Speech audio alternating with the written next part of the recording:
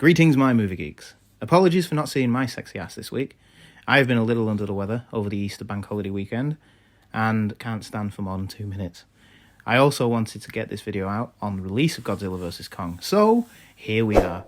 And please like, share, subscribe and ring the bell to be notified every Wednesday.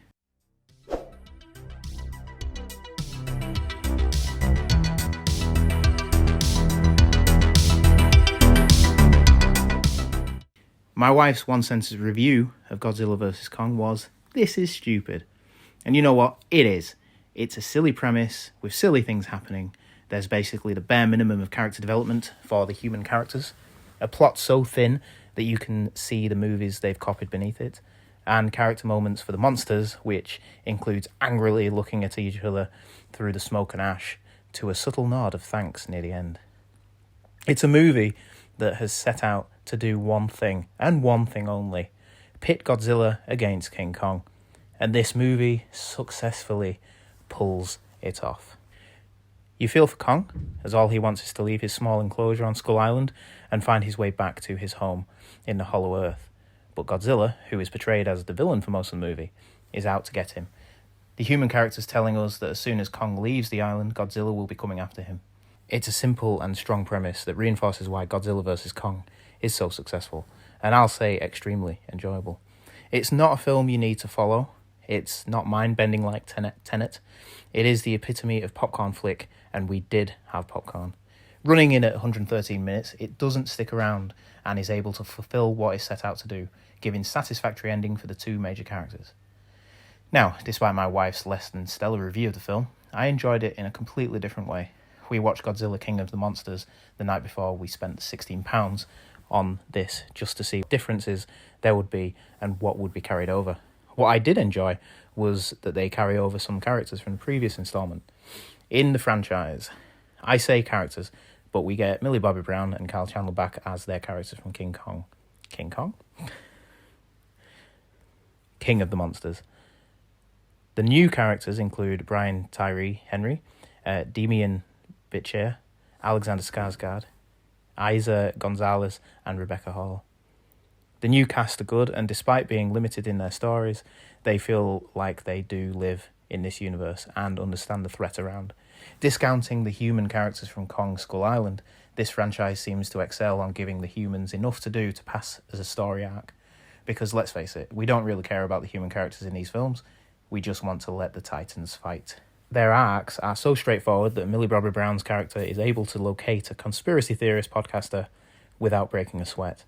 That is extremely unbelievable. But then again, we're watching two massive monsters fight. The film follows on nicely from Godzilla King of the Monsters. After Godzilla is crowned King of the Monsters, he doesn't want the lesser titans to leave their areas. But Kong needs a new habitat, and the evil corporation Apex Cybernetics want to get their hands on a never-ending power source from the Hollow Earth. As Kong has the best relationship with the humans, he's the best candidate to lead them to the Hollow Earth. But moving Kong means Godzilla's title as King of the Monsters is threatened. That is basically all you need to know. This film is an add-on to the last film, given the proper length, because both creatures are cinematic icons. At $155 to $200 million budget, we can see exactly where the money has been spent.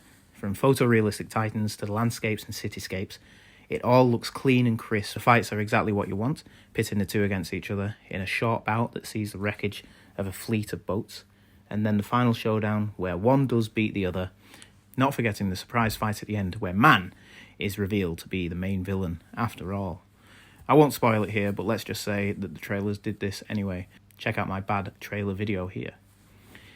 Godzilla vs. Kong is a film we didn't really need, or one I'm truly invested in, but I fully understand the draw of it.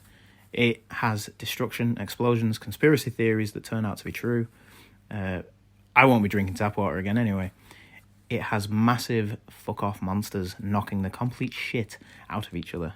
Leveling Hong Kong, the neon futuristic city that is directly above the place in the Hollow Earth where Kong wants to hang his hat. It's an enjoyable monster movie that doesn't waste time getting started. It doesn't keep you with the human characters too long or allow you to feel for them at all. The fights are entertaining and last for the correct amount of time. It steadily grows to that final fight that you are able to get past boring human stories. I enjoyed the movie, knowing what it was going in, and who cares? It's a silly movie released at a time when we need silly things. I'm going to give this movie a solid, just a movie, 3 out of 5. It's enjoyable, but I'm not going to go back. Thank you for watching. I'm the Ultimate Movie Geek, and please like, share, subscribe, and ring the bell to be notified every Wednesday. And I apologise for this video. I feel terrible.